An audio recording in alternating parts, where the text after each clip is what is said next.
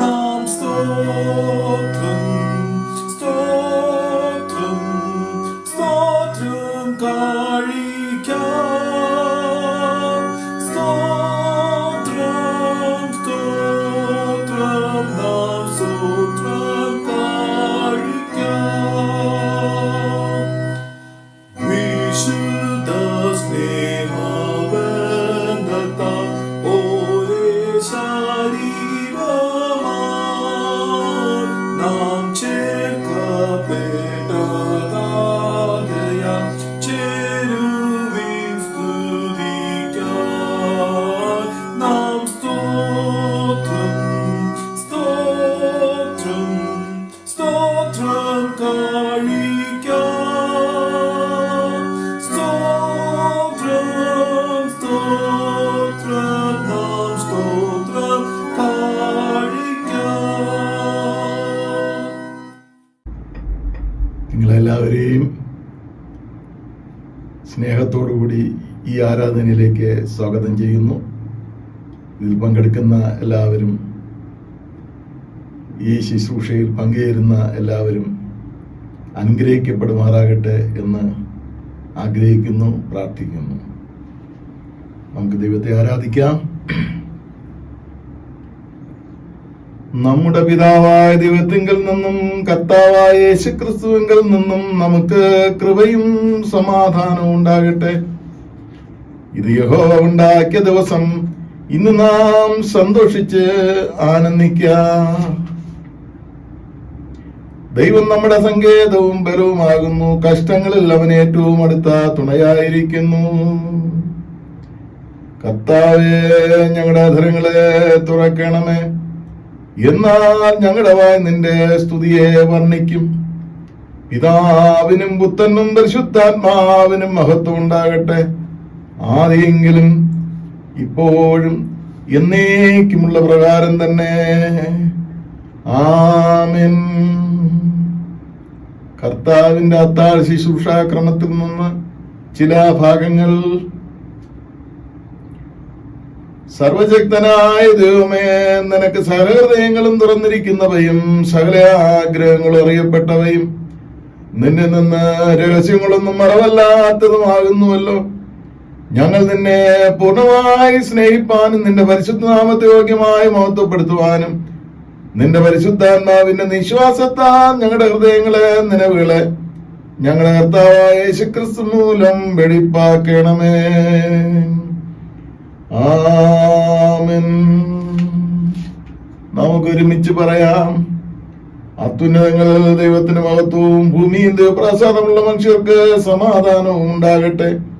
കർത്താവായ ദൈവമേ, സ്വർഗീയ രാജാവേ, സർവശക്തിയുള്ള പിതാവായ ദൈവമേ, ഞങ്ങൾ നിന്നെ സ്തുതിക്കുന്നു, ഞങ്ങൾ നിന്നെ വാഴ്ത്തുന്നു, ഞങ്ങൾ നിന്നെ വന്ദിക്കുന്നു, ഞങ്ങൾ നിന്നെ മഹത്വപ്പെടുത്തുന്നു. നിന്റെ വലിയ മഹത്വത്തിനായി ഞങ്ങൾ നിനക്ക് സ്തോത്രം ചെയ്യുന്നു. ഏകജാതനാം പുത്രനായ യേശുക്രിസ്തു ആകുന്ന കർത്താവേ, കർത്താവായ ദൈവമേ, പിതാവിന്റെ പുത്ര, ലോകത്തിന്റെ പാപത്തെ ചുമക്കുന്നവനെ, ഞങ്ങളുടെ പ്രാർത്ഥന കൈക്കൊള്ളണമേ. പിതാവായ ദൈവത്തിന്റെ വലത്ത് ഭാഗത്തിരിക്കുന്നവനെ, ഞങ്ങളോട് കരുണയുണ്ടാകണമേ. നീ മാത്രമല്ലോ പരിശുദ്ധൻ, നീ മാത്രം കർത്താവ്, മശിഹായ നീ മാത്രം പരിശുദ്ധാത്മാവിനോടുകൂടെ പിതാവായ ദൈവത്തിന്റെ മഹത്വത്തിൽ മഹോന്നതനാകുന്നു. ആമേൻ. കർത്താവിൽ പ്രിയ സഹോദരി സഹോദരങ്ങളെ, നമുക്ക് പാപമില്ല എന്ന് നാം പറയുന്നുവെങ്കിൽ നമ്മെ തന്നെ വഞ്ചിക്കുന്നു. സത്യം നമ്മളില്ലാതെയായി. നമ്മുടെ പാപങ്ങളെ ഏറ്റു പറയുന്നുവെങ്കിൽ ദൈവം നമ്മോട് പാപങ്ങളെ ക്ഷമിച്ച് സകല അനീതിയും പോക്കി നമ്മെ ശുദ്ധീകരിപ്പാൻ തക്കോണം വിശ്വസ്തനും നീതിമാനുമാകുന്നു എന്ന് വിശുദ്ധ തിരുവെഴുത്ത് നമ്മെ പഠിപ്പിക്കുന്നു. നമ്മുടെ പാപങ്ങളെ കുറിച്ച് നേരായും താല്പര്യമായും മാനസാന്തരപ്പെട്ട് നമ്മുടെ കൂട്ടുകാരോട് പ്രിയവും സ്നേഹവുമായിരുന്ന് ദൈവത്തിന്റെ കൽപ്പനകൾ അനുസരിച്ചുകൊണ്ടും മേലാൽ അവന്റെ വിശുദ്ധ വഴികൾ കൂടെ നടന്നുകൊണ്ടും പുതിയ ജീവിതം നയിക്കുവാൻ നിശ്ചയിച്ചിരിക്കുന്ന നമ്മൾ നമ്മുടെ കർത്താവായ യേശുക്രിസ്തു മൂലം അവനോട് പുതുതായി നിരപ്പാക്കപ്പെടേണ്ടതിന് സർവശക്തനായ ദൈവത്തോട് താഴ്മയായി നമ്മുടെ പാപങ്ങളെ ഏറ്റുപറവിൻ. നാം ആയിരിക്കുന്ന ഇടങ്ങളിൽ നമ്മെ തന്നെ വിനയപ്പെടുത്തി നമ്മുടെ കുറവുകൾ, നമ്മുടെ ബലഹീനതകൾ, അറിഞ്ഞും അറിയാതെയും ചെയ്ത പാപങ്ങൾ ദൈവസന്നിധിയിൽ ഏറ്റുപറഞ്ഞ് നമ്മുടെ കുറ്റം സമ്മതിക്കാം. ഒരു നിമിഷം മൗനമായി അപേക്ഷിക്കാം.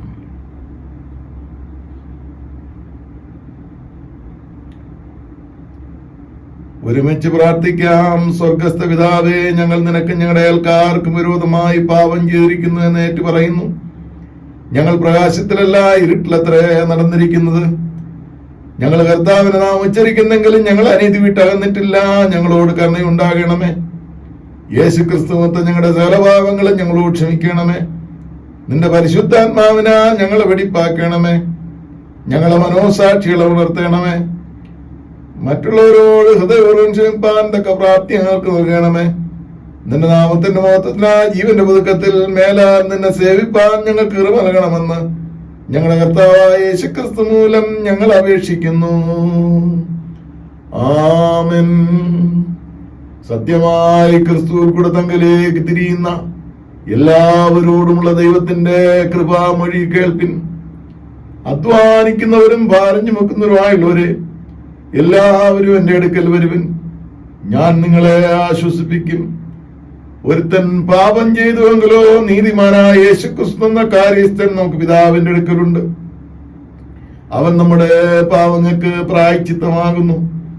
നമ്മുടെ ഇതിന് മാത്രമല്ല, സർവ്വലോകത്തിന്റെ പാപത്തിനും തന്നെ.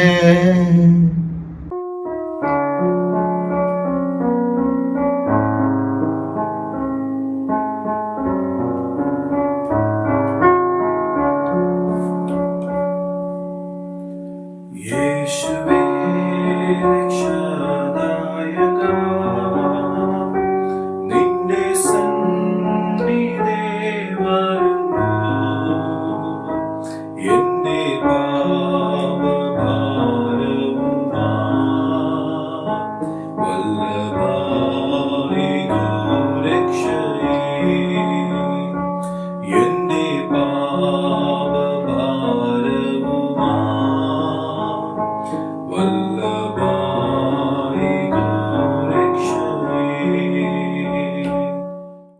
മനഃപൂർവമായ മാനസാന്തരത്തോടും സത്യവിശ്വാസത്തോടും തങ്കലേക്ക് തിരികെയും തങ്ങളുടെ സഹോദരോട് ക്ഷമിക്കുകയും ചെയ്യുന്ന എല്ലാവർക്കും പാവചനം നൽകുമെന്ന് തന്റെ മഹാകരുണയാൽ വാഗ്ദത്തം ചെയ്തിരിക്കുന്ന സ്വർഗസ്ഥ പിതാവായ സർവശക്തിയുള്ള ദൈവം നമ്മുടെ കർത്താവായ യേശുക്രിസ്തു മൂലം നമ്മോട് കരുണയുണ്ടായി നമ്മുടെ സകലപാപങ്ങളും ക്ഷമിച്ചവൻ നമ്മെ വിടുവിച്ച് സകലനന്മയിലും ഉറപ്പിച്ച് ബലപ്പെടുത്തി നമ്മെ നിത്യജീവങ്കിലേക്ക് പ്രവേശിപ്പിക്കട്ടെ.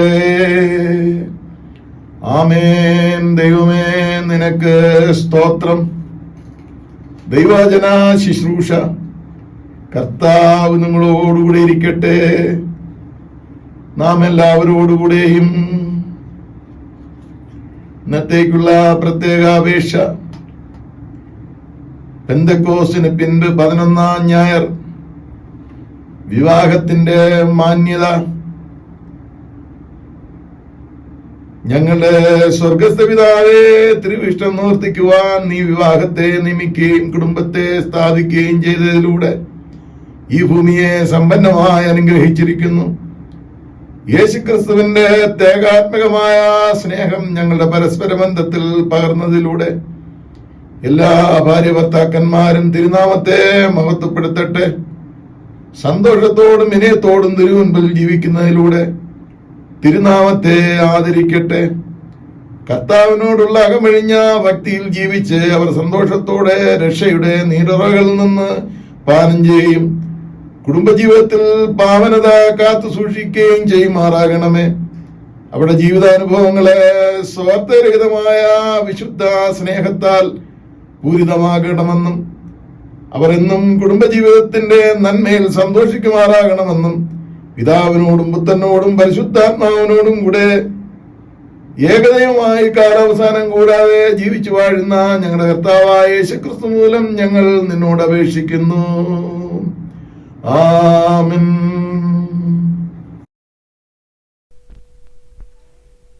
ഒന്നാം പാഠം മലാഖി പ്രവചനം 2-ാം അധ്യായം 13 മുതൽ 16 വരെയുള്ള വാക്യങ്ങൾ. The book of Malachi chapter 2 versus 13 to 16. യഹോവ ഇനി വഴിപാട് കഴിക്കുകയോ നിങ്ങളുടെ കയ്യിൽ നിന്ന് പ്രസാദമുള്ളത് കൈക്കൊള്ളുകയോ ചെയ്യാതെ വണ്ണം നിങ്ങൾ അവൻ്റെ യാഗപീഠത്തെ കണ്ണുനീർ കൊണ്ടും കരച്ചിൽ കൊണ്ടും ഞരക്കം കൊണ്ടും മൂടിക്കളയുന്നു. എന്നാൽ നിങ്ങൾ അത് എന്തുകൊണ്ട് എന്ന് ചോദിക്കുന്നു. യഹോവ നിനക്കും നീ അവിശ്വസത കാണിച്ചിരിക്കുന്ന നിന്റെ യൗവനത്തിലെ ഭാര്യയ്ക്കും മധ്യേ സാക്ഷിയായിരുന്നതുകൊണ്ട് തന്നെ. അവൾ നിന്റെ കൂട്ടാളിയും നിന്റെ ധർമ്മപത്നിയുമല്ലോ. ലേശം പോലും സുബോധം ശേഷിച്ചിരുന്ന ഒരുത്തൻ ഒരിക്കലും അങ്ങനെ ചെയ്തിട്ടില്ല. എന്നാൽ ആ ഒരുത്തൻ എന്തു ചെയ്തു? ദൈവം വാഗ്ദാനം ചെയ്ത സന്തതിയെ അവൻ അന്വേഷിച്ചു. നിങ്ങളുടെ ഉള്ളിൽ സൂക്ഷിച്ചുകൊള്ളുവിൻ. തൻ്റെ യൗവനത്തിലെ ഭാര്യയോട് ആരും അവിശ്വസത കാണിക്കരുത്. ഞാൻ ഉപേക്ഷണം വെറുക്കുന്നു എന്ന് ഇസ്രായേലിൻ്റെ ദൈവമായ യഹോവ അരുളി ചെയ്യുന്നു. അത് ചെയ്യുന്നവൻ തൻ്റെ വസ്ത്രം സാഹസം കൊണ്ട് മൂടുന്നു എന്ന് സൈന്യങ്ങളുടെ യഹോവ അരുളി ചെയ്യുന്നു. ആകയാൽ നിങ്ങൾ അവിശ്വസത കാണിക്കാതിരിക്കേണ്ടതിന് നിങ്ങളുടെ ഇടയിൽ സൂക്ഷിച്ചുകൊള്ളുവിൻ.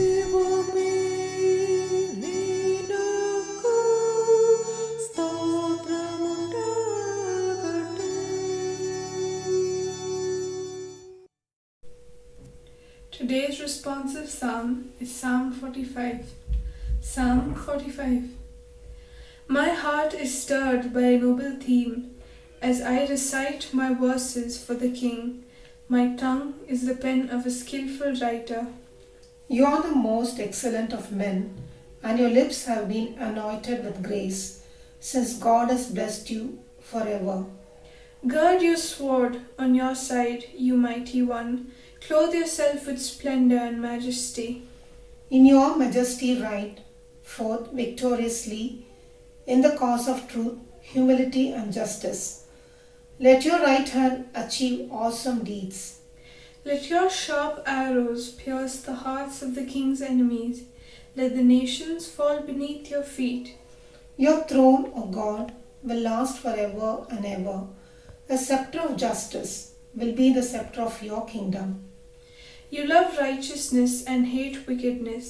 Therefore God, your God, has set you above your companions by anointing you with the oil of joy. All your robes are fragrant with myrrh and aloes and cassia, from palaces adorned with ivory. The music of the strings makes you glad. Daughters of kings are among your honored women. At your right hand is the royal bride in gold of Ophir. Listen, daughter, and pay careful attention. Forget your people and your father's house. Let the king be enthralled by your beauty. Honor him, for he is your Lord. The city of Tyre will come with a gift. People of wealth will seek your favor. All glorious is the princess within her chamber. Her gown is interwoven with gold. In embroidered garments she is led to the king. Her virgin companions follow her, those brought to be with her. Led in with joy and gladness, they enter the palace of the king. Your sons will take the place of your fathers. You will make them princes throughout the land. Let us read together. I will perpetuate your memory through all generations. Therefore, the nations will praise you forever and ever. Glory be to the Father, and to the Son, and to the Holy Spirit. As it was the beginning, is now, and ever shall be, world without end. Amen.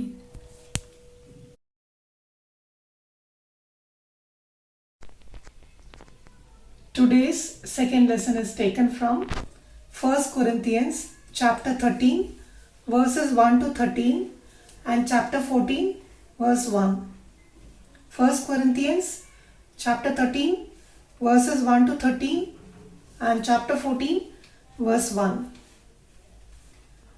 If I speak in tongues of men or of angels but do not have love, I am only a resounding gong or a clanging cymbal. If I have the gift of prophecy and can fathom all mysteries and all knowledge.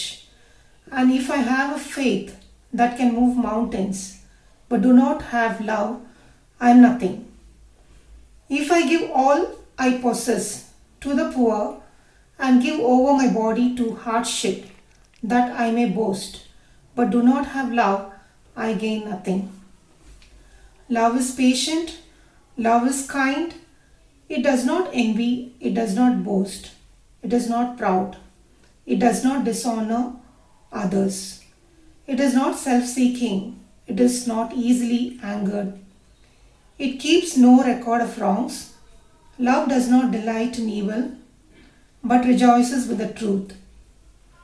It always protects, always trusts, always hopes, always perseveres.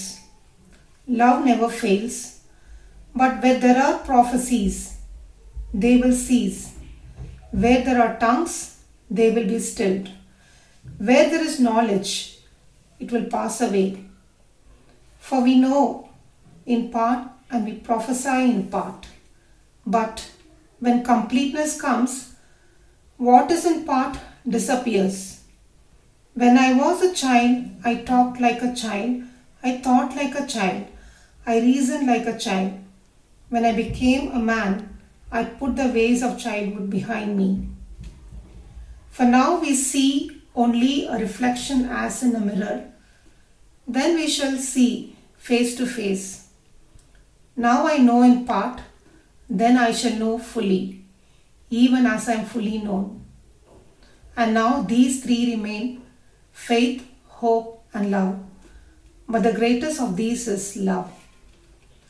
Follow the way of love and eagerly desire gifts of the Spirit, especially prophecy. Here ends the second lesson.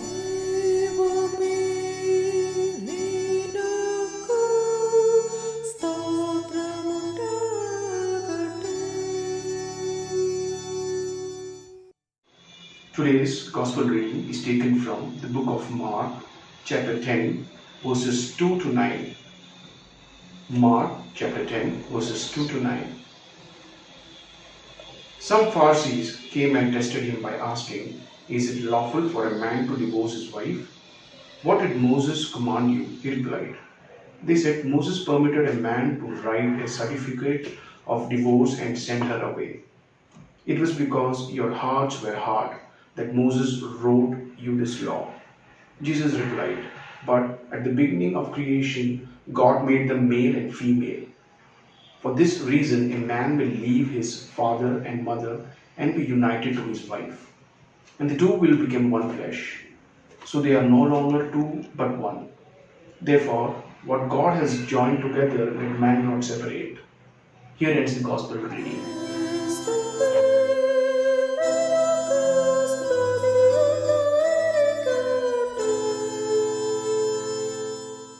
ഇന്നേക്കുള്ള പ്രത്യേക പ്രാർത്ഥന. Birthdays: John Cherry Robbie,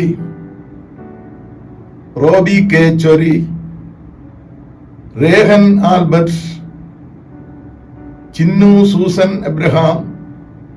പ്രിയപ്പെട്ടവരെ, ദൈവത്തിന്റെ കരത്തിൽ കൊടുക്കാം. പ്രത്യേക 10-ാം തീയതി ചൊവ്വാഴ്ച നമ്മുടെ project site building committee അംഗങ്ങളും ഡയസിസിലെ ട്രഷററും എഞ്ചിനീയറും കോൺട്രാക്ടറും ചേർന്ന് വിസിറ്റ് ചെയ്ത് പല കാര്യങ്ങളും തീരുമാനിക്കേണ്ടിയിരിക്കുന്നു. ദൈവകരത്തിൽ ഈ കാര്യങ്ങളെ കൊടുക്കുകയും പ്രാർത്ഥിക്കുകയും ചെയ്യാം. പ്രത്യേകിച്ച് ഈ സിറ്റുവേഷനെ നമുക്ക് ഓർക്കാം. തലകളെ വണക്കാം. ജീവന്റെ ഉറവിടവും ജീവൻ നൽകുന്നവനും ജീവൻ നിലനിർത്തുന്നവനും ജീവനിൽ സകല അധികാരതയും ഉള്ളവനുമായ ഞങ്ങളുടെ ദൈവമേ, തിരുകൃപയും അനുഗ്രഹവും കൂടാതെ ഞങ്ങൾക്ക് നിലനിൽപ്പില്ല. അങ്ങ് നൽകിയ ജീവശ്വാസത്തിനായി പ്രത്യേകമായി ഞങ്ങൾ നന്ദി അർപ്പിക്കുന്നു. പുതിയ വർഷത്തിൽ പ്രവേശിച്ചിരിക്കുന്ന അവിടുത്തെ മക്കളെ അവിടുത്തെ കൃപയും അനുഗ്രഹവും ആശീർവാദവും നൽകി അങ്ങ് അനുഗ്രഹിക്കണമേ എന്ന് പ്രാർത്ഥിക്കുന്നു. പ്രത്യേകം ഞങ്ങളുടെ പ്രോജക്റ്റ് ദൈവത്തിന്റെ കരത്തിൽ തരുന്നു. അങ്ങേ ആരാധിക്കുവാനുള്ള ഒരാലയം, അതിൻ്റെ ചുറ്റുപാടുകൾ കർത്താവെ ഉയർന്നു വരുവാനും സാമ്പത്തികമായി വേണ്ടുന്ന അനുഗ്രഹങ്ങൾ ലഭ്യമാകുവാനും അങ്ങ് സഹായിക്കുകയും മനസ്സിലുകയും ചെയ്യണമേ എന്ന് പ്രാർത്ഥിക്കുന്നു. ആത്യന്തികമായ അങ്ങയിൽ മാത്രമേ ഞങ്ങൾക്ക് ശരണമുള്ളൂ. എല്ലാം അങ്ങ് അറിയുന്നല്ലോ കർത്താവെ. പ്രത്യേകിച്ച് 10-ാം തീയതി ഞങ്ങൾ അവിടെ പോകുമ്പോൾ ദൈവത്തിന്റെ പരിശുദ്ധാത്മാവിന്റെ വ്യാപാര ശക്തി കർത്താവെ അങ്ങ് നൽകി എല്ലാവരെയും ഐക്യപ്പെടുത്തി കാര്യങ്ങൾ തുടരുവാൻ തക്ക കൃപ അങ്ങ് നൽകണമേ എന്ന് ഞങ്ങളെ കൊണ്ട് പ്രാർത്ഥിക്കുന്നു. ഈ ലോകത്തിന് വേണ്ടി ഞങ്ങൾ പ്രാർത്ഥിക്കുന്നു കർത്താവെ. നിരാശയിലാണ്, ബുദ്ധിമുട്ടിലാണ്, സഞ്ചരിക്കാൻ കഴിയാത്ത അവസ്ഥയിലാണ്. ലോകത്തിന്റെ നിയന്ത്രണം അങ്ങെടുക്കണമേ. രോഗത്തിൽ നിന്ന് വിജയം ഭരിക്കുവാൻ അങ്ങ് സഹായിക്കണമേ എന്ന് പ്രാർത്ഥിക്കുന്നു. ഇപ്പോഴും ഞങ്ങൾ വിശ്വസിക്കുന്നു അങ്ങെക്കൊണ്ട് കഴിയാത്ത ഒന്നുമില്ല എന്ന്. എല്ലാ ജനങ്ങളെയും ഈ കൂട്ടായ്മയിൽ പങ്കെടുക്കുന്ന എല്ലാവരും അനുഗ്രഹിക്കപ്പെടുവാൻ, ഈ കൂട്ടായ്മ മറ്റുള്ളവരിലേക്ക് നൽകുന്നവരും അനുഗ്രഹിക്കപ്പെടുവാൻ, കേൾക്കുന്നവരും കേൾപ്പിക്കുന്നവരും എല്ലാം അനുഗ്രഹിക്കപ്പെടുവാൻ അങ്ങ് സഹായിക്കണമേ. യേശുവിന്റെ നാമത്തിൽ ഞങ്ങളുടെ പ്രാർത്ഥന കേൾക്കണമേ. ആമേൻ.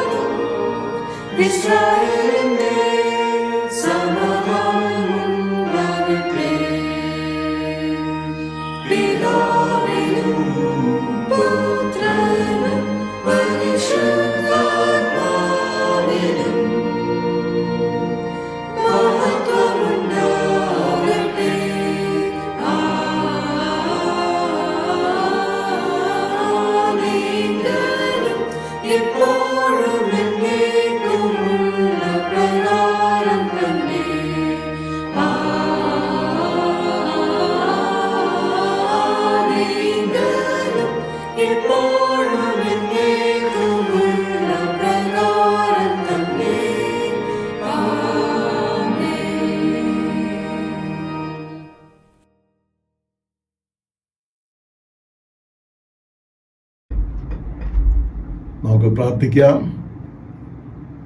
വിവാഹത്തിന്റെ വിശുദ്ധാവസ്ഥയെ അനുഗ്രഹിച്ച് നൽകിയ ഞങ്ങളുടെ കർത്താവെ, സകല കുടുംബത്തിനും പേര് വരുവാൻ കാരണഭൂതനായ അവിടുത്തെ സന്നിധിയിൽ കർത്താവെ ഞങ്ങൾ മനസ്സ് തുറന്ന് സ്തോത്രമർപ്പിക്കുന്നു.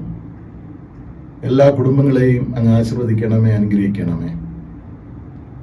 വിവാഹ ജീവിതത്തിൽ പ്രവേശിച്ചിരിക്കുന്ന ദമ്പതികളെയും ഇനി അത് പ്രവേശിക്കേണ്ടവരെയും കർത്താവെ നല്ല ബോധത്തിൽ, നല്ല അനുഗ്രഹത്തിൽ പരിപാലിക്കുകയും അവരുടെ ജീവിതം അനുഗ്രഹവും മാതൃകയുമായി തീരുവാൻ അങ്ങ് സഹായിക്കുകയും ചെയ്യണമേ എന്ന് പ്രാർത്ഥിക്കുന്നു. അടിയന്റെ നാവോടും ജനത്തിന്റെ എല്ലാവരുടെയും ചിന്തകളോടും കൂടെ ഇരിക്കണമേ. യേശുവിന്റെ നാമത്തിൽ ഞങ്ങളുടെ പ്രാർത്ഥന കേൾക്കണമേ. ആമേൻ.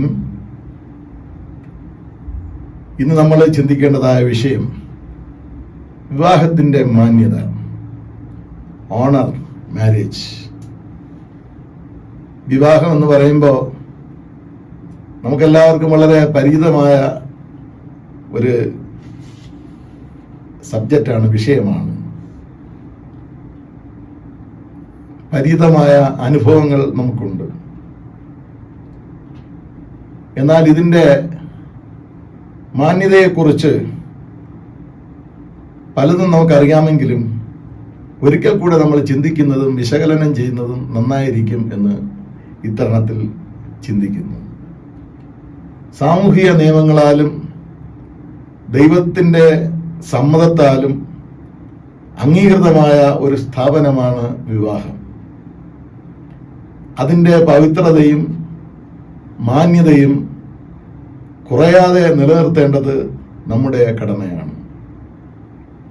എന്നാൽ വ്യക്തിവൈകല്യങ്ങളും തെറ്റിദ്ധാരണകളും ഉത്തരവാദിത്വമില്ലായ്മയും കുടുംബ ബന്ധങ്ങളെ ദൈനംദിനം ശിഥിലമാക്കിക്കൊണ്ടിരിക്കുന്നു.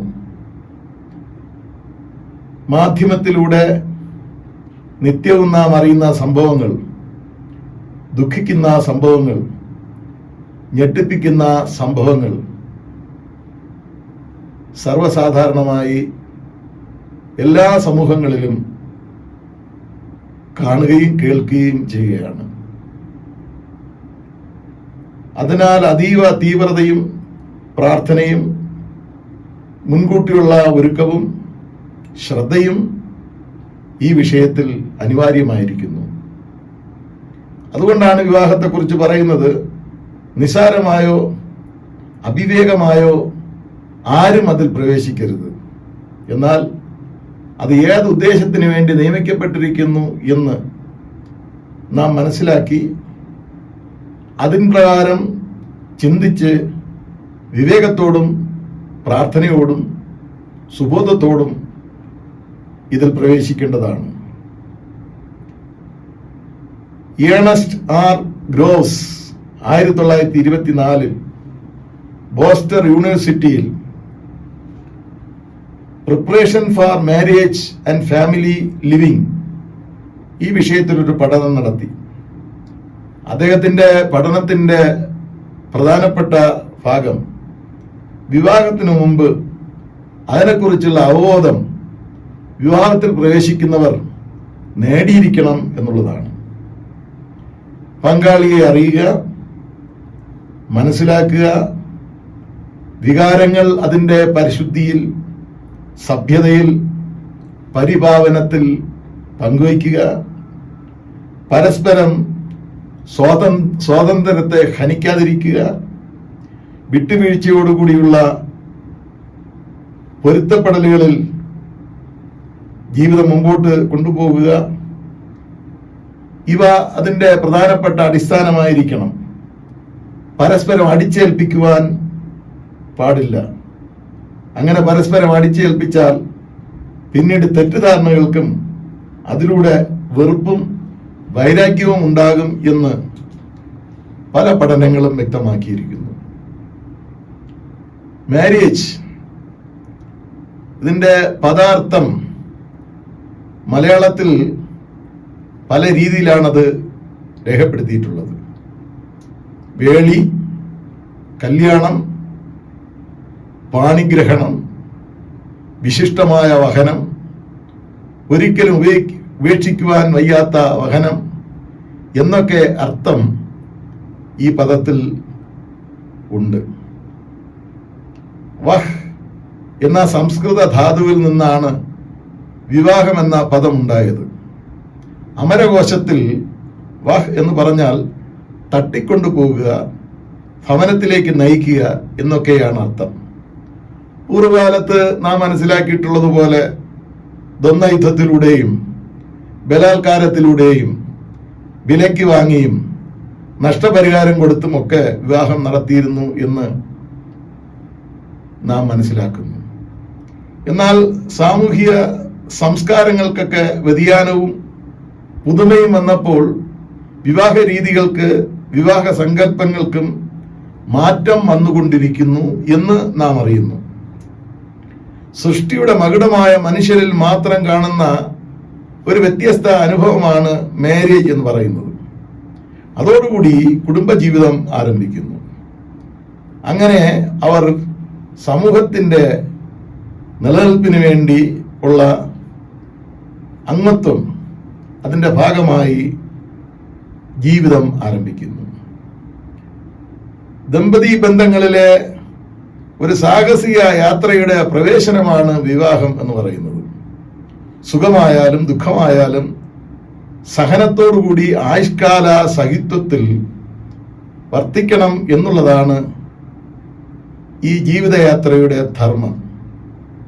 ക്രിസ്തീയ വിവാഹത്തെ സംബന്ധിച്ചിടത്തോളം ഇതൊരു ഉടമ്പടി ബന്ധത്തിലുള്ള പ്രയാണമാണ്. സമൂഹത്തിന്റെ കെട്ടുറപ്പിനും പുരോഗതിക്കും മാനവ സംസ്കാരത്തിന്റെ തുടർച്ചയ്ക്കും ആയിട്ടുള്ള ഒരു ആരംഭം എന്നാണ് സിസറോ രേഖപ്പെടുത്തിയിട്ടുള്ളത്. അപ്പൊ അതിന് അത്രമാത്രം പ്രാധാന്യമുണ്ട്. അതിന്റെ ഡെഫിനിഷൻ നമ്മൾ പറയുമ്പോൾ ലിംഗവ്യത്യാസമുള്ള രണ്ട് വ്യക്തികൾ തങ്ങളുടെ അടിസ്ഥാന ആവശ്യങ്ങളുടെയും ആഗ്രഹങ്ങളുടെയും സംതൃപ്തിക്കും സുരക്ഷിതത്വത്തിനും വേണ്ടി സ്നേഹത്തിൽ, ഐക്യതയിൽ ഒന്നുചേരുന്നു. നാച്ചുറൽ ഇൻസ്റ്റിൻക്റ്റ്, അവന് പ്രകൃതിയാലുള്ള അല്ലെങ്കിൽ അവൾക്ക് പ്രകൃതിയാലുള്ള വികാരങ്ങളെ അതിൻ്റെ വ്യാപാരത്തിന് വേണ്ടി, അതിൻ്റെ ഫുൾഫില്ലിന് വേണ്ടി അവർ ഒരുമിച്ച് ചേരുന്നു. ജോയി അരിമ്പൂരിന്റെ ചിന്തയിൽ അദ്ദേഹത്തിന്റെ വാക്കുകൾ കടമെടുത്താൽ രണ്ട് വ്യക്തികൾ ഒരു കൂരയ്ക്ക് കീഴിൽ, ഒരു റൂഫിന് കീഴിൽ എങ്ങനെ ജീവിക്കാമെന്ന് പഠിക്കുന്ന പ്രയാസമേറിയ ഒരു കലയാണ് വിവാഹം എന്ന് പറയുന്നത്. ഈ പഠനം മരണം വരെ തുടർന്നുകൊണ്ടിരിക്കും. ഒരു ആജീവനാന്ത ബന്ധമാണ്.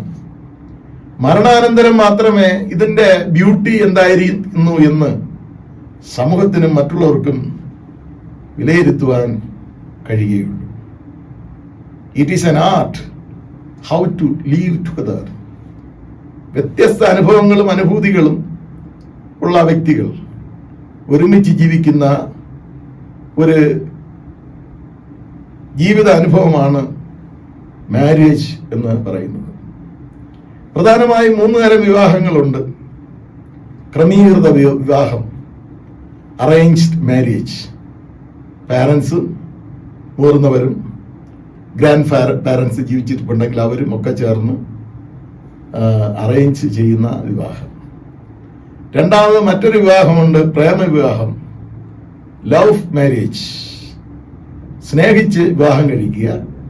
ചിലപ്പോൾ സ്നേഹാനന്തരം പാരൻസ് ആ വിവാഹത്തെ സമ്മതിക്കുന്നു, ചിലപ്പോൾ വിസമ്മതിക്കുന്നു. മൂന്നാമത് മിശ്ര വിവാഹം. മിശ്ര വിവാഹം സമൂഹത്തിന്റെ എതിർപ്പുണ്ടെങ്കിലും രാജ്യത്തിന്റെ നിയമം അതിനെ പ്രോത്സാഹിപ്പിക്കുന്നു. അതിനെക്കുറിച്ച് വിശകലനമായി പറയാനായി ഈ സമയം ഞാൻ വിനിയോഗിക്കുന്നില്ല. പക്ഷെ പലപ്പോഴും ചോദിക്കുന്നുണ്ട്, ക്രമീകൃത വിവാഹമാണോ ശരി, പ്രേമവിവാഹമാണോ ശരി? ഞാൻ എൻ്റെ സ്വന്തം വാക്കുകളിൽ ഉത്തരം പറയാതെ അതിനെക്കുറിച്ച് രവീന്ദ്രനാഥ ടാഗോർ പറഞ്ഞിരിക്കുന്നതിനെ നിങ്ങളുടെ മുമ്പിൽ ഞാൻ അവതരിപ്പിക്കാം. ക്രമീകൃത വിവാഹം എന്ന് പറയുന്നത് തണുത്ത ജലം ഒരു പാത്രത്തിലെടുത്ത് ക്രമേണ ചൂടായി തിളയ്ക്കുന്നത് പോലെയാണ്. അതായത് തണുത്ത അനുഭവത്തിൽ നിന്ന് ചൂടിലേക്ക് പോകുന്ന ഒരു വ്യവസ്ഥ. രണ്ടാമത് അദ്ദേഹം പ്രേമവിവാഹത്തെ കുറിച്ച് പറഞ്ഞിരിക്കുന്നത് പാത്രത്തിലെ തിളച്ച വെള്ളത്തെ ക്രമേണ തണുപ്പിക്കുന്ന ഒരു അനുഭവം. തിളച്ച അനുഭവത്തിൽ നിന്ന് തണുപ്പിലേക്ക് വരുന്ന അനുഭവം. അപ്പം നമുക്ക് ഇതിനെക്കുറിച്ച് ഊഹിച്ചെടുക്കാമെന്നുള്ളതേ ഉള്ളൂ. ചിലപ്പോൾ നല്ലതുമാകാം, ചിലപ്പോൾ തെറ്റായും ഭവിക്കാം. ക്രിസ്തീയ മാരേജ് അതിനെ താരതമ്യപ്പെടുത്തിയിരിക്കുന്നത് യേശുക്രിസ്തുവിനും സഭയുമായിട്ടുള്ള ബന്ധത്തിലാണ്. എഫേസ്യ ലേഖനം 5-ാം അധ്യായം 32-ാം വാക്യം വായിക്കുമ്പോൾ നമുക്കത് മനസ്സിലാക്കാനായി സാധിക്കും. മണവാളനും മണവാട്ടിയും. അപ്പൊ അതിന്റെ ധാർമ്മികത എന്താണെന്ന് വേദപുസ്തകത്തിൽ നിന്ന് നമുക്ക് മനസ്സിലാക്കാം. അത്രമാത്രം മൂല്യത ഭാര്യാഭർത്തൃ ബന്ധത്തിന് ദൈവവചനം അനുവദിച്ചിരിക്കുന്നു എന്ന് സാരം. സാമൂഹികവും വ്യക്തിപരവും ആത്മീയവും ധാർമ്മികവുമായുള്ള പ്രതിബദ്ധതയ്ക്ക് വേണ്ടിയാണ് വിവാഹം നിയമിക്കപ്പെട്ടിരിക്കുന്നത്. ആത്മീയം, ധാർമ്മികം, സാമൂഹ്യം, വ്യക്തിപരം, ഇങ്ങനെയുള്ള പ്രതിബദ്ധത എല്ലാത്തിനും അതിൻ്റെതായ പ്രാധാന്യം ഉണ്ട് എന്ന് ഞാൻ നിങ്ങളെ ഓർമ്മിപ്പിക്കുന്നു. ഞാൻ നേരത്തെ പറഞ്ഞല്ലോ, വിവാഹം സ്ഥാപിച്ചത് ദൈവമാണെന്ന്. ഉൽപ്പത്തി പുസ്തകം 3-ാം അധ്യായം 28-ാം വാക്യം വായിക്കുമ്പോൾ അവരെ ആണും പെണ്ണുമായി സൃഷ്ടിച്ചു. ഉൽപ്പത്തി പുസ്തകം 2-ാം അധ്യായം 24-ാം വാക്യം വായിക്കുമ്പോൾ അവിടെ നമ്മൾ വായിക്കുന്നു, മനുഷ്യൻ അപ്പനെയും അമ്മയും വിട്ടുപിരിഞ്ഞ് ഭാര്യയോട് പറ്റിച്ചേരും, ഇരുവരും ഒരു ദേഹമായി തീരും. God instituted marriage. മാത്രമല്ല, ഇത് വൺ ബോഡി എക്സ്പീരിയൻസ് ആണ്. ദേ ബിക്കം വൺ. ഈ വൺ എന്ന് പറയുമ്പോൾ ഒരു ശരീരത്തിന്റെ ഒരു ഭാഗം എന്ന് പറയുമ്പോൾ ഒന്ന് വലുതും ഒന്ന് ചെറുതുമായിട്ട് നമുക്ക് കാണാൻ സാധിക്കുന്നില്ല. പൗലൂസിന്റെ അവയവശാസ്ത്ര തിയറി പഠിക്കുമ്പോൾ കൈയും കാലും കണ്ണും വിവിധ അവയവങ്ങളുണ്ട്, പക്ഷെ എല്ലാത്തിനും അതിൻ്റെതായ പ്രാധാന്യമുണ്ട്. അപ്പോൾ ഭാര്യാഭർത്തൃ ബന്ധത്തിനും അതിൻ്റെ പ്രാധാന്യമുണ്ട്. ഭാര്യ ചെറുതോ ഭർത്താവ് വലുതോ, അല്ലെങ്കിൽ ഭർത്താവ് ചെറുതോ ഭാര്യ വലുതോ അല്ല. One body experience. രണ്ടാമതായിട്ട് നമ്മൾ മനസ്സിലാക്കുന്നത്, ഈ വേദഭാഗം വായിക്കുമ്പോൾ അതുകൊണ്ട് മേലാൽ രണ്ടല്ല ഒന്നത്രേ, ആകയാൽ ദൈവം യോജിപ്പിച്ചതിനെ മനുഷ്യൻ വേർതിരിക്കരുത് എന്ന് രേഖപ്പെടുത്തിയിരിക്കുന്നു. രണ്ടാമത്തെ കാര്യം, വിവാഹം നിശ്ചയിച്ചത് it is A life long fellowship. ഇതൊരു ബിസിനസ് അല്ല, ഒരു കച്ചവടമല്ല. വാഹനം കേട് ആവുമ്പോൾ അതിനെ കൊടുത്തിട്ട് വേറെ ഒന്ന് മാറ്റിയെടുക്കുന്നതല്ല. ഇത് മാറ്റിയെടുക്കാൻ പറ്റാത്ത ഒരു ബന്ധമാണ്. Life long fellowship.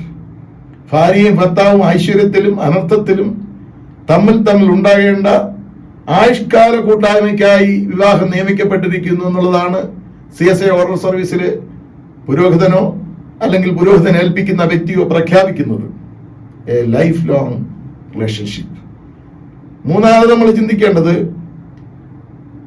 ദൈവത്താൽ സൃഷ്ടിക്കപ്പെട്ടതും ക്രിസ്തുവിൽ വീണ്ടെടുക്കപ്പെട്ടതുമായ പ്രകൃതിയാലുള്ള ആഗ്രഹങ്ങളും വികാരങ്ങളും ഭാര്യയും ഭർത്താവും വിശുദ്ധീകരിച്ച് നേർപാതയിൽ നയിക്കുവാനായി വിവാഹം നിശ്ചയിച്ചു. നാച്ചുറൽ ഇൻസ്റ്റിങ്ക്റ്റ്, പ്രകൃതിയാൽ നമുക്ക് ലഭ്യമായിരിക്കുന്ന വികാരങ്ങൾ അല്ലെങ്കിൽ ഭാര്യയ്ക്കും ഭർത്താവിനുള്ള വികാരങ്ങൾ പങ്കുവയ്ക്കുന്നതിനുള്ള ഒരു ബന്ധം, അവരിൽ മാത്രമേ അത് പങ്കുവയ്ക്കുവാൻ പാടുള്ളൂ എന്നതാണ് അതിൻ്റെ പ്രധാനപ്പെട്ട ഉദ്ദേശം. നാലാമതായി നമ്മൾ മനസ്സിലാക്കിയിരിക്കേണ്ട കാര്യം, യേശുക്രിസ്തുവിനെ കുറിച്ചുള്ള പരിജ്ഞാനത്തിൽ ദൈവത്തിന്റെ പുകഴ്ചയ്ക്കായി കുടുംബങ്ങളിൽ പൈതങ്ങൾ ജനിച്ചു വളർത്തപ്പെടുവാൻ, റിക്രിയേഷൻ, സൃഷ്ടിക്കുവാൻ, മക്കൾ ജനിച്ചു വളരുവാൻ. ആദാമിന്റെ അടുത്തും അവയടുത്തും പറഞ്ഞല്ലോ, പെറ്റു പെരുകി വർദ്ധിക്കുവാൻ. അബ്രഹാമിന്റെ അടുത്ത് പറഞ്ഞല്ലോ. അങ്ങനെ മക്കൾ ജനിച്ച് വളർത്തപ്പെടുവാൻ വിവാഹം നിശ്ചയിക്കപ്പെട്ടു. അഞ്ചാമതായി, വിവാഹത്തിന്റെ ശ്രേഷ്ഠത അപ്രകാരം അംഗീകരിക്കപ്പെട്ട് മനുഷ്യ സമൂഹം ഉറപ്പുള്ള അടിസ്ഥാനത്തിന്മേൽ നിലനിൽക്കേണ്ടതിനായി വിവാഹം നിയമിക്കപ്പെട്ടു. Strongly based society. A society is based on principalities and statutes. ചട്ടങ്ങളും വിധികളും നിയമങ്ങളും എല്ലാം അടിസ്ഥാനപ്പെട്ടുകൊണ്ട് നല്ല ഒരു സമൂഹത്തിന്റെ ഭാഗമായി തീരുവാൻ വിവാഹം നിശ്ചയിക്കപ്പെട്ടു എന്നുള്ളതാണ് വേദപുസ്തക ശാസ്ത്രത്തിൽ നിന്നും മനസ്സിലാക്കാൻ കഴിയുന്നതും പൊതുവായ സെക്കുലർ ജനത്തിന്റെ അടിസ്ഥാനപരമായ നിയമങ്ങളിൽ നിന്ന് നമുക്ക് മനസ്സിലാക്കാൻ സാധിക്കുന്നത്. അതിനെപ്പറ്റി കൂടുതൽ പറയാതെ ഇന്നത്തെ വേദഭാഗത്തിലേക്ക് ഞാൻ നിങ്ങളെ ശ്രദ്ധയെ ക്ഷണിക്കുകയാണ്. മലാക്കി പ്രവാചകന്റെ പുസ്തകം 2-ാം അധ്യായം 13 മുതൽ 16 വരെയുള്ള ഭാഗങ്ങൾ. അവിടെ രേഖപ്പെടുത്തിയിരിക്കുന്നു 14-ാം വാക്യത്തിൽ, അവൾ നിന്റെ കൂട്ടാളിയും നിന്റെ ധർമ്മഭക്തിയുമല്ലോ. Though she is your companion and your wife by covenant. It is a covenantal relationship. അപ്പൊ നമുക്ക് മനസ്സിലാക്കാൻ കഴിയുന്നതിന്റെ പരിഭാവനത്വം എന്തുമാത്രം വലുതാണെന്ന്. റോമൻ കാത്തലിക് ചർച്ചും പ്രത്യേകിച്ച് ഓർത്തഡോക്സ് ചർച്ചസും ഒക്കെ മാരേജിനെ ഒരു കൂദാശയായി തന്നെയാണ് അംഗീകരിക്കുന്നത്. രണ്ടാമത് നമ്മൾ ഈ വേദഭാഗം പഠിക്കും 15-ാം വാക്യം വായിക്കുമ്പോൾ, നിന്റെ യൗവനത്തിലെ ഭാര്യയോട് ആരും അവിശ്വസ്തത കാണിക്കരുത്. Let none of you be faithless to the wife of your youth. നിന്റെ യൂത്തിലെ, നിന്റെ യൗവനത്തിലുള്ള ഭാര്യയോട് നീ ഒരിക്കലും അവിശ്വസ്തത കാണിക്കരുത് എന്നുള്ളതാണ്. അതുകൊണ്ട് വളരെ സുബോധമായി ഈ ബന്ധത്തിൽ നാം ആയിരിക്കണം എന്ന് അവിടെ രേഖപ്പെടുത്തിയിരിക്കുന്നു. 16-ാം വാക്യത്തിൽ, ഞാൻ ഉപേക്ഷണം വെറുക്കുന്നു എന്ന് ഇസ്രായേലിന്റെ ദൈവമായ യഹോവ അരുളിച്ചെയ്യുന്നു. ഞാൻ ഡിവോഴ്സ് ഇഷ്ടപ്പെടുന്നില്ല, അതെനിക്ക് ഇഷ്ടമല്ല എന്നതിന്റെ സൂചന നീ ആജീവനാന്തം ഭാര്യാഭർത്തൃ ബന്ധത്തിൽ ഉറച്ച്, വിശ്വസ്തതയിൽ ഉറച്ച്, ആ കവനന്റിൽ ഉറച്ച് ജീവിക്കണമെന്ന് സാരം. മലാക്കി പ്രവാചകന്റെ പുസ്തകം 2-ാം അധ്യായം 13 മുതൽ 16 വാക്യങ്ങൾ പഠിക്കുമ്പോൾ ഇതാണ് നമുക്ക് മനസ്സിലാക്കാൻ സാധിക്കുന്നത്. എന്നാൽ ഇതുപോലുള്ള ഒരു സാഹചര്യത്തിൽ മർക്കോസ് സുവിശേഷം 10-ാം അധ്യായം 1 മുതൽ 9 വാക്യങ്ങളിൽ യേശുക്രിസ്തുവിനെ പരീക്ഷിക്കാനായി പരീശന്മാർ ഒരു ചോദ്യം ചോദിച്ചു. അതിങ്ങനെയാണ്, ഭാര്യയെ ഉപേക്ഷിക്കുന്നത് പുരുഷന് വിഹിതമോ എന്നുള്ള ചോദ്യം. അപ്പൊ യേശു പറഞ്ഞു, മോശയുടെ ന്യായപ്രമാണത്തിൽ എന്താണ് കൽപ്പിക്കുന്നത്? മോശയുടെ കൽപ്പന എന്താണ്? അവർ പറഞ്ഞു 4-ാം വാക്യത്തിൽ, ഉപേക്ഷണപത്രം എഴുതി കൊടുത്ത് അവളെ ഉപേക്ഷിപ്പാൻ മോശ അനുവദിച്ചു. എന്നാൽ യേശു മറുപടിയായി പറഞ്ഞെന്തെന്നറിയാമോ? നിങ്ങളുടെ ഹൃദയ കാഠിന്യം നിമിത്തമത്രേ ഈ കൽപ്പന മോശ എഴുതി തന്നത്. നിങ്ങളുടെ ഹൃദയ കാഠിന്യം കൊണ്ടാണ് ഇങ്ങനെ എഴുതി തന്നത്. എന്നിട്ട് 10-ാം വാക്യത്തിൽ പറയുന്നു, ഭാര്യയെ ഉപേക്ഷിച്ച് മറ്റൊരുത്തിയെ വിവാഹം കഴിക്കുന്നവൻ അവൾക്ക് വിരോധമായി വ്യഭിചാരം ചെയ്യുന്നു. ഭർത്താവിനെ ഉപേക്ഷിച്ച് ഒരുത്തനെ വിവാഹം ചെയ്ത് ജീവിക്കുന്നതും അതേപോലെ അവന് വിരോധമായി പാപം ചെയ്യുന്ന ഒരു അനുഭവമാണ്. അതുകൊണ്ട് മർക്കോസ് സുവിശേഷം 10-ാം അധ്യായം 9-ാം വാക്യത്തിൽ പറയുന്നത്, ആകയാൽ ദൈവം യോജിപ്പിച്ചതിനെ മനുഷ്യൻ വേർതിരിക്കരുത് എന്ന് നാം മനസ്സിലാക്കുന്നു. ഒന്ന് പത്രം വായിച്ചാൽ വിവാഹമോചനം എന്ന് പറയുന്നത് ഒന്നിലും നിൽക്കുന്നില്ല, രണ്ടിലും നിൽക്കുന്നില്ല. അങ്ങനെയുള്ള അനുഭവമാണ്.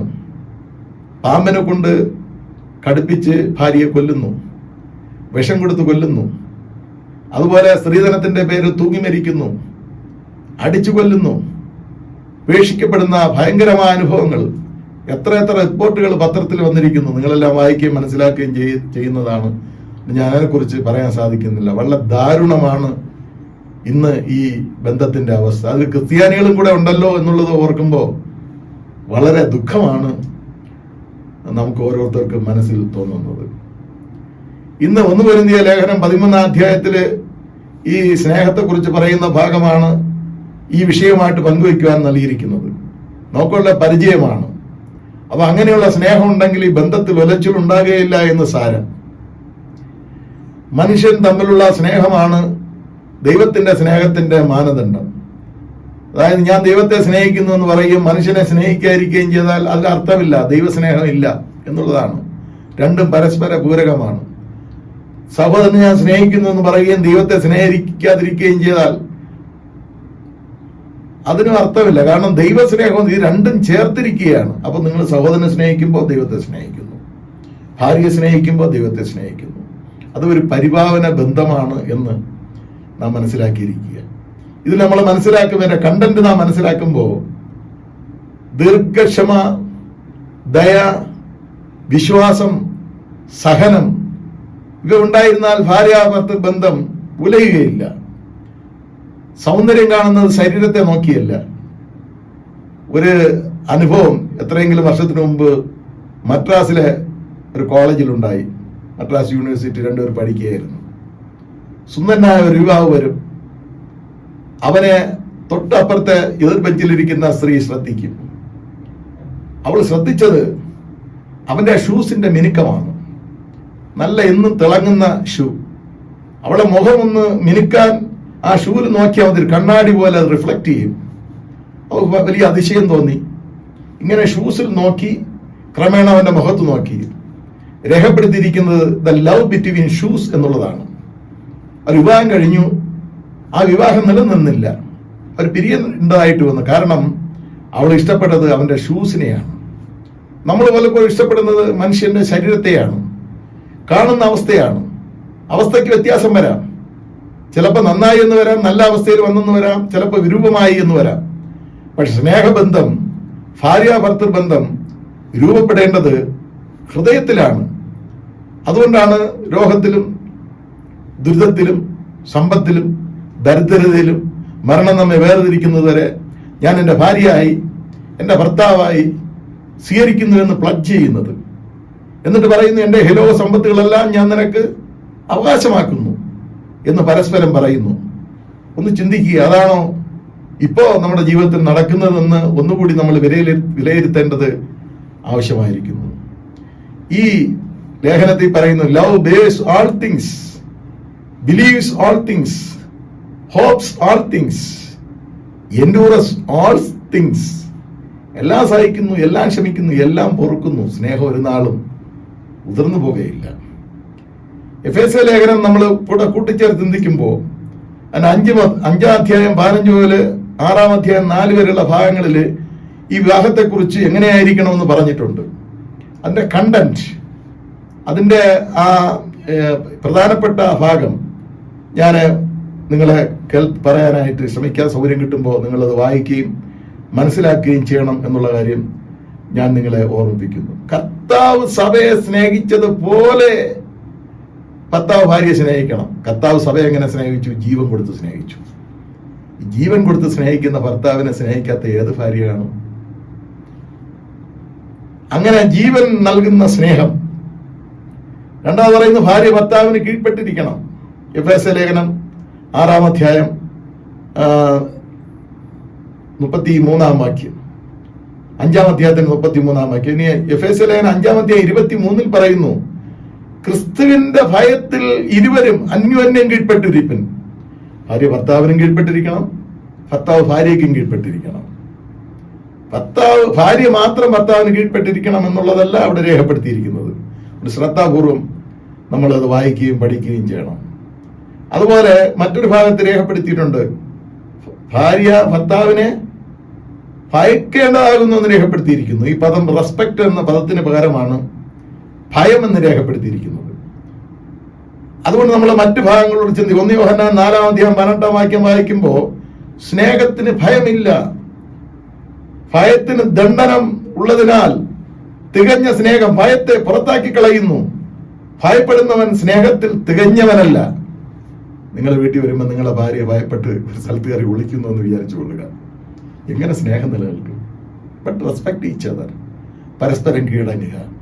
1 പത്രോസ് 3:7, സ്ത്രീജനം ബലഹീന പാത്രമെന്നും അവർ ജീവന്റെ കൃപയ്ക്ക് കൂട്ടവകാശി എന്നും ഓർത്ത് അവൾക്കും ബഹുമാനം കൊടുപ്പിൻ. പരസ്പരം ബഹുമാനിക്കുക. അവളെയും ബഹുമാനിക്കണം, അവളെ ശരീരത്തെ മാനിക്കണം. എന്റെ ശരീരത്തെ മാനിക്കുന്നു. അത് പ്ലഡ്ജ് ചെയ്യുമ്പോൾ നമ്മൾ പറയുന്നതാണ്. എല്ലാ കാര്യങ്ങളും പറയാനായിട്ട് ഇപ്പോ സമയമില്ലല്ലോ. അപ്പൊ സബ്മിറ്റിംഗ് വൺ അനദർ. അങ്ങനെ നമ്മളിത് ഈ വായിക്കുമ്പോൾ ഡെമോക്രാറ്റിക് ഫാമിലി, ആട്ടോക്രസിക്ക് സ്ഥാനമില്ല. ഡെമോക്രസി, അങ്ങനെയുള്ള ഒരു കുടുംബ ജീവിതത്തെ കുറിച്ചാണ് വേദപുസ്തകം നമ്മെ പഠിപ്പിക്കുന്നത്. അതുകൊണ്ട് ഇതൊക്കെ ഓർത്തിരുന്നാൽ നമ്മുടെ കുടുംബ ജീവിതത്തിന് നല്ലത് എന്ന് ഞാൻ നിങ്ങളെ ഓർമ്മിപ്പിക്കുകയാണ്. എഫേസ്യ ലേഖനം 3-ാം അധ്യായം 14-15 വാക്യം വായിക്കുമ്പോൾ, ആ നിമിത്തം ഞാൻ സ്വർഗത്തിലും ഭൂമിയിലുമുള്ള സകല കുടുംബത്തിനും വരുവാൻ കാരണഭൂതനായ പിതാവിന്റെ സന്നിധിയിൽ മുട്ടുകുത്തുകയാണ്. ദൈവത്തിന്റെ സന്നിധിയിൽ, സകലത്തിനും കാരണഭൂതനായ പിതാവിന്റെ സന്നിധിയിൽ ഞാൻ മുട്ടുകുത്തുകയാണ്. ഒരാൾ മറ്റൊരാളിനെ ഡോമിനേഷൻ ചെയ്യുന്നതല്ല കുടുംബജീവിതം. ഒരാൾ മറ്റൊരാളെ കുറച്ച് കാണിക്കുന്നതല്ല കുടുംബജീവിതം.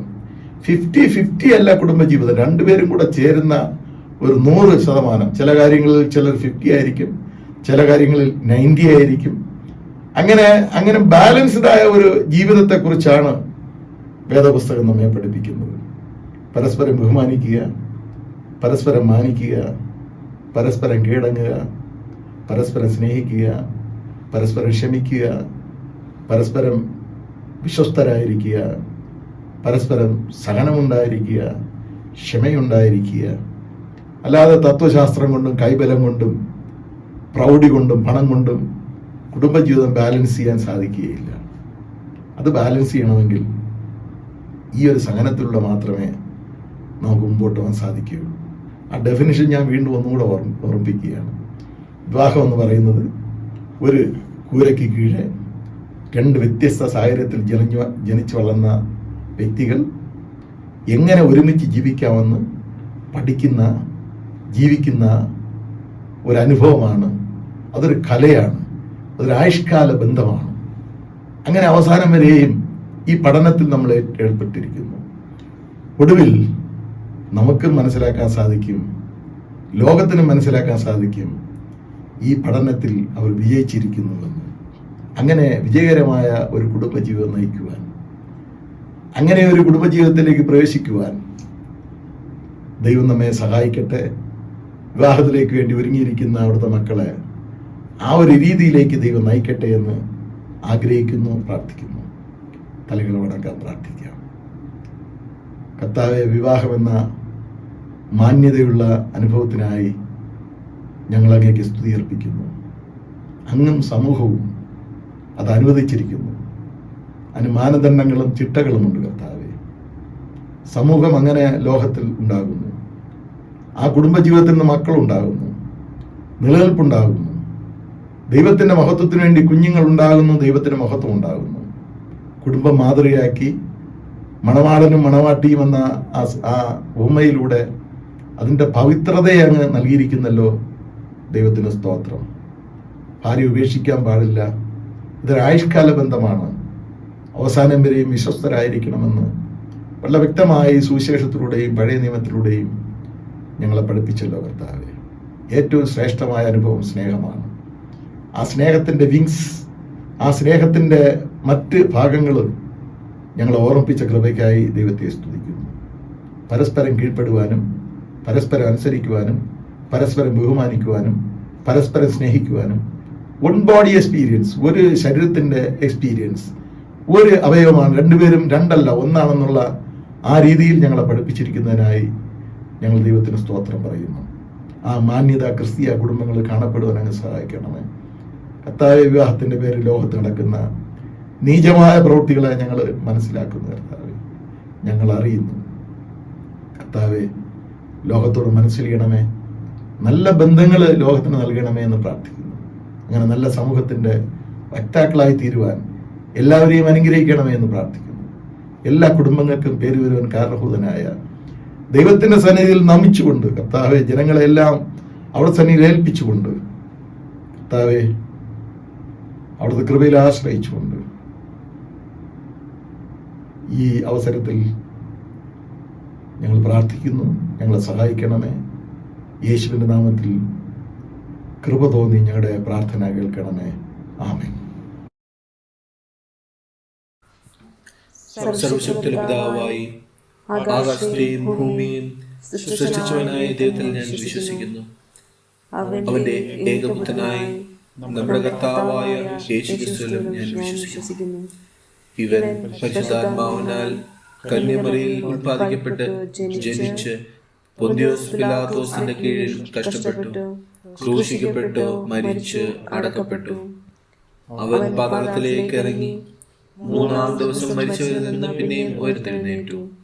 അവൻ സ്വർഗത്തിലേക്ക് കയറി സർവശക്തിയുള്ള പിതാവായ ദൈവത്തിന്റെ വലത്ത് ഭാഗത്തിരിക്കുന്നു. അവിടെ നിന്ന് അവൻ ജീവനോടെ മരിച്ചവരെ ന്യായം വിധിപ്പാൻ വരികയും ചെയ്യും. പരിശുദ്ധാത്മാവിലും ഞാൻ വിശ്വസിക്കുന്നു. വിശുദ്ധ കത്തോലിക്ക സഭയിലും വിശുദ്ധന്മാരുടെ സംസർഗത്തിലും പാപമോചനത്തിലും ശരീരത്തിന്റെ പുനരുത്ഥാനത്തിലും നിത്യജീവനിലും ഞാൻ വിശ്വസിക്കുന്നു.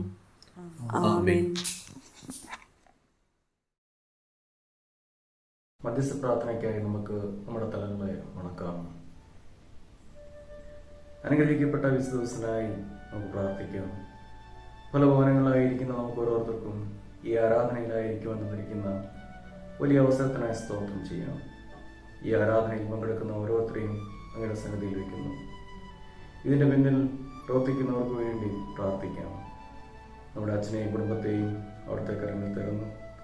എല്ലാവിധമായ നിന്റെ മക്കളുടെ ആവശ്യങ്ങളും അവിടുത്തെ സാന്നിധ്യത്തിനായി പ്രാർത്ഥിക്കാം. സകല സംഘടനകളെ ഓർക്കുന്നു. പ്രത്യേകിച്ച് church coir, youth fellowship, women's fellowship, Sunday school എന്നിവയ്ക്കായി പ്രാർത്ഥിക്കാം. അതുപോലെ നമ്മുടെ ചർച്ച് കമ്മിറ്റിയും ബിൽഡിംഗ് കമ്മിറ്റികൾക്ക് വേണ്ടി പ്രാർത്ഥിക്കുന്നു. പ്രത്യേകിച്ച് ഞങ്ങളുടെ സഭയുടെ പ്രൊജക്റ്റിനെ അവിടുത്തെ സന്നിധിയിൽ വയ്ക്കുന്നു. അതിൻ്റെ നടത്തിപ്പിനായും ആവശ്യമായ നേതൃത്വത്തിനായും നമുക്ക് പ്രാർത്ഥിക്കാം. ഞങ്ങളുടെ ഇടയിൽ പലതമായ ആവശ്യമിരിക്കുന്നവർക്ക് വേണ്ടി പ്രാർത്ഥിക്കാം. രോഗാവസ്ഥയിലായിരിക്കുന്ന ആൻറ്റിക്കായും കേസാൻറ്റിക്കായും അതുപോലെ ലൂസിയുടെ കൊന്നയ്ക്കായും പ്രാർത്ഥിക്കാം. പ്രായധികത്തിലായിരിക്കുന്നവർക്ക് വേണ്ടി പ്രാർത്ഥിക്കണം. ജോലി ബുദ്ധിമുട്ട് അനുഭവിക്കുന്നവർക്ക് വേണ്ടി നമുക്ക് പ്രാർത്ഥിക്കാം. ആഗ്രഹ സേവനത്തിൽ ഏർപ്പെട്ടിരിക്കുന്നവർക്ക് വേണ്ടി പ്രാർത്ഥിക്കാം. അതുപോലെ കോവിഡ് രോഗത്തിൻ്റെ പൂർണ്ണമായ ശമനത്തിനായി നമുക്ക് പ്രാർത്ഥിക്കാം. കുഞ്ഞുങ്ങൾക്ക് വേണ്ടി, സ്കൂൾ വിദ്യാർത്ഥികൾക്ക് വേണ്ടി പ്രാർത്ഥിക്കാം. ഈ രാജ്യത്തിന് വേണ്ടി, ഭരണകർത്താക്കൾക്ക് വേണ്ടി പ്രാർത്ഥിക്കാം. നമ്മുടെ ബിഷപ്പിനായും സഭാശിഷ്യർക്ക് വേണ്ടി പ്രാർത്ഥിക്കാം. മഹായർക്ക് വേണ്ടി പ്രാർത്ഥിക്കും. ഈ വേഷങ്ങളെ ഓർത്തുകൊണ്ട് നമുക്ക് പ്രാർത്ഥിക്കാം. സകലഗാനത്തിൻ്റെയും ഉറവയാകുന്ന ദൈവമേ, ഞങ്ങൾ ചോദിക്കുന്നതിന് മുമ്പേ തന്നെ ഞങ്ങളുടെ ആവശ്യങ്ങൾ നീ ഗ്രഹിച്ചിരിക്കുന്നു. ചോദിക്കുന്നതിനുള്ള ഞങ്ങളുടെ അജ്ഞതയും നീ അറിയുന്നു. ഞങ്ങളുടെ യോഗ്യത മൂലം പല കാര്യങ്ങളും നിന്നോട് ചോദിക്കാൻ ഞങ്ങൾ തുനിയുന്നില്ല. ഞങ്ങളുടെ അന്ധത മൂലം പല ആവശ്യങ്ങളും തിരുമുൻപാകെ സമർപ്പിക്കാൻ കഴിയുന്നുമില്ല. എന്നാൽ ഞങ്ങളുടെ ബലഹീനതകളിൽ മനസ്സിലുണ്ടായി ഞങ്ങൾക്ക് ആവശ്യമുള്ളതെല്ലാം ഞങ്ങളുടെ കർത്താവായ യേശുക്രിസ്തുവിൻ്റെ യോഗ്യത മൂലം ഞങ്ങൾക്ക് തരുവാൻ ഇഷ്ടമുണ്ടാകണമെന്ന് ഞങ്ങൾ നിന്നോട് അപേക്ഷിക്കുന്നു. ആമേൻ. Glory be to God. Welcome one and all in the precious name of our Lord and Savior, Jesus Christ. Please continue to pray for the meeting that is to happen on the 10th of this month with regard to our project. Continue to pray for all the factions of our church and ministry. All those who wish to offer unto the Lord are welcome to do so electronically. Thank you, Achan, Rijo and family for helping us put together this worship. God bless us all. Thank you. സ്വർഗസ്ഥനായ ഞങ്ങളുടെ പിതാവേ, നിന്റെ നാമം വിശുദ്ധീകരിക്കപ്പെടണമേ. നിന്റെ രാജ്യം വരേണമേ. നിന്റെ ഇഷ്ടം സ്വർഗത്തിലെ പോലെ ഭൂമിയിലും ആകണമേ. ഞങ്ങൾക്ക് ആവശ്യമുള്ള ആഹാരം ഇന്ന് തരണമേ. ഞങ്ങളുടെ കടക്കാരോട് ഞങ്ങൾ ക്ഷമിച്ചിരിക്കുന്നത് പോലെ ഞങ്ങളുടെ കടങ്ങൾ ഞങ്ങളോട് ക്ഷമിക്കണമേ. ഞങ്ങളെ പരീക്ഷയിൽ കടത്താതെ ദുഷ്ടങ്കിൽ നിന്ന് ഞങ്ങളെ വിടുവിക്കണമേ.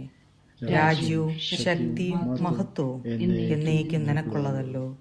ആമേൻ. വിശ്വാസത്തോടുകൂടി നമുക്ക് ആശീർവാദം കൈക്കൊള്ളാം. എല്ലാ കുടുംബങ്ങളെയും ദൈവത്തിൻ്റെ കരത്തിൽ ഏൽപ്പിച്ച് ആശീർവാദം നമുക്ക് സ്വീകരിക്കാം. കർത്താവ് നമ്മെ അനുഗ്രഹിച്ച് കാക്കുമാറാകട്ടെ. കർത്താവ് തിരുമുഖം നമ്മുടെ മേൽ പ്രകാശിപ്പിച്ച് നമ്മളോട് കൃപയുള്ളവനാകട്ടെ. കർത്താവ് തിരുമുഖം നമ്മുടെ മേൽ ഉയർത്തി നമുക്കെല്ലാവർക്കും സമാധാനം നൽകുമാറാകട്ടെ. ഇങ്ങനെ പിതാവും പുത്രനും പരിശുദ്ധാത്മാവുമായിട്ടുള്ള ദൈവത്തിന്റെ കൃപയും അനുഗ്രഹങ്ങളും എല്ലാ ദമ്പതികളിലും കുടുംബജീവിതത്തിലും ഇനി കുടുംബത്തിലേക്ക് പ്രവേശിക്കുവാനുള്ള പ്രിയ മക്കളിലും ഉണ്ടായി കാലാവസാനം കൂടാതെ നാം എല്ലാവരോടും കൂടെ ഇരിക്കുമാറാകട്ടെ. ആമേൻ.